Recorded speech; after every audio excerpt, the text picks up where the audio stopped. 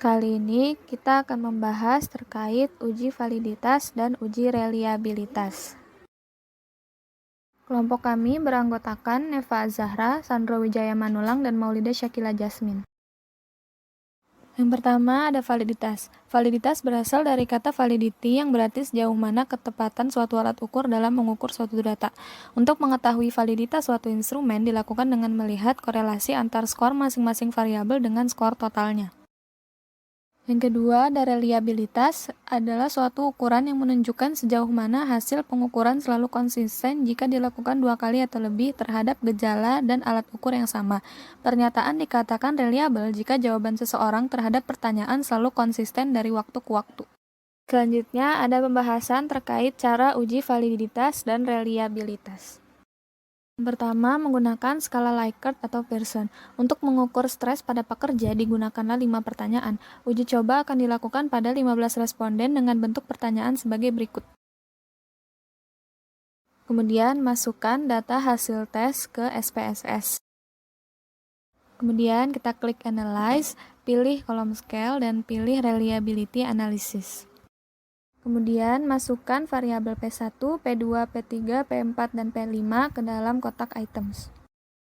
Pada kolom model, biarkan pada pilihan alpha. Kemudian, klik option statistik. Pada bagian descriptive for, klik pilihan item, scale, dan scale of item deleted. Kemudian, klik continue. Kemudian, klik OK, dan akan terlihat pada output bahwa hasil analisis reliability terbagi menjadi 2. Pada bagian pertama, terdapat hasil statistik deskriptif masing-masing variabel, dan pada bagian kedua, terlihat hasil proses validitas dan reliabilitas. Selanjutnya, kita akan melakukan uji validitas. Yang pertama-tama, tentukanlah dulu nilai R tabel. Yang dilihat dari tabel R dengan menggunakan DF sama dengan N-2, yang berarti 15 dikurangi 2 sama dengan 13 dengan tingkat kemaknaan 5% dan didapat angka R tabel sama dengan 0,514. Kemudian, tentukanlah nilai R hasil dengan melihat pada kolom Corrected Item Total Correlation. Bila R hasil lebih besar dari R tabel, maka pertanyaan dinyatakan valid. Dari 5 variabel, hanya P2 yang dinyatakan tidak valid karena R-nya lebih kecil dari R tabel. Langkah selanjutnya, lakukanlah analisis seperti sebelumnya namun dengan mengeluarkan variabel P2. Maka dapat terlihat bahwa dari keempat variabel, semuanya dinyatakan valid karena memiliki R yang lebih besar dari R tabel. Selanjutnya, yaitu melakukan uji reliabilitas dengan membandingkan nilai Cronbach alpha dengan nilai standar, yaitu 0,6. Ketentuannya, bila Cronbach alpha lebih sama dengan 0,6, maka pertanyaan tersebut reliable.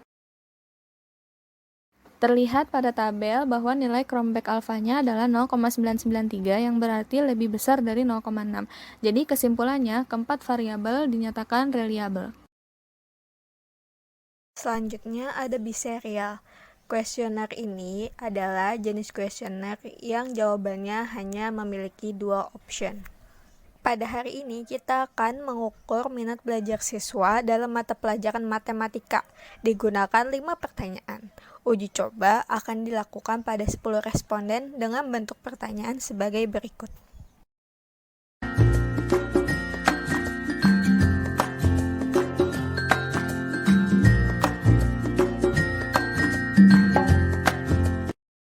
Berikut adalah hasilnya.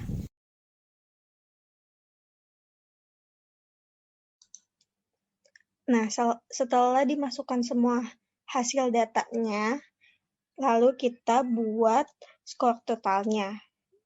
Yang pertama kita klik transform, terus compute, terus masukkan P1 ditambah P2, tambah P3, ditambah P4, tambah P5. Lalu isi target variabelnya dengan nama skor total.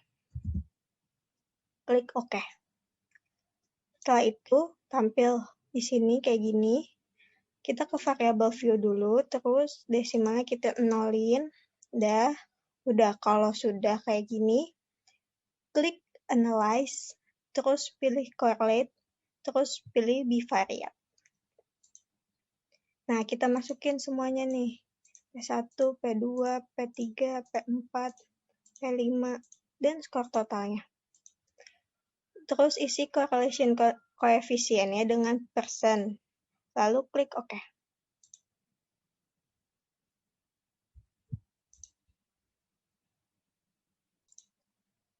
Lalu nanti keluar output seperti ini. Lalu setelah itu, bandingkan skor totalnya ini dengan Airtable. Jika skor totalnya lebih dari Airtable, maka pertanyaan tersebut dinyatakan valid. Inter-rater reliability adalah uji yang digunakan pada dua rater atau lebih untuk melihat kesamaan persepsi atau penilaian.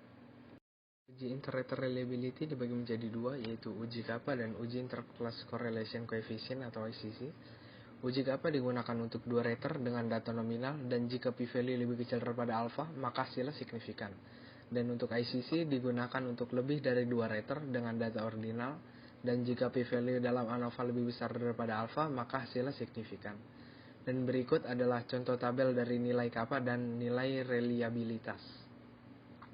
Contoh uji kappa dapat dilihat dari perilaku perawat dalam berkomunikasi dengan pasien, jika ramah sama dengan 1 dan jika tidak sama dengan 2. Didapatkan data sebagai berikut. Masukkan data sebelumnya ke SPSS, setelah itu klik Analyze, lalu klik Descriptive Statistic, lalu klik Cross Tab. Data peneliti dimasukkan ke dalam row dan numerator dalam kolom, setelah itu klik Statistik. Lalu centang kappa dan klik Continue, setelah itu klik OK. Hasilnya adalah sebagai berikut. Contoh uji intraclass correlation coefficient dilakukan oleh 4 rater dengan melihat tingkat keaktifan 10 siswa yang diberi skor 1 hingga 5, di mana skor 1 sama dengan tidak aktif sama sekali dan skor 5 sama dengan aktif sekali.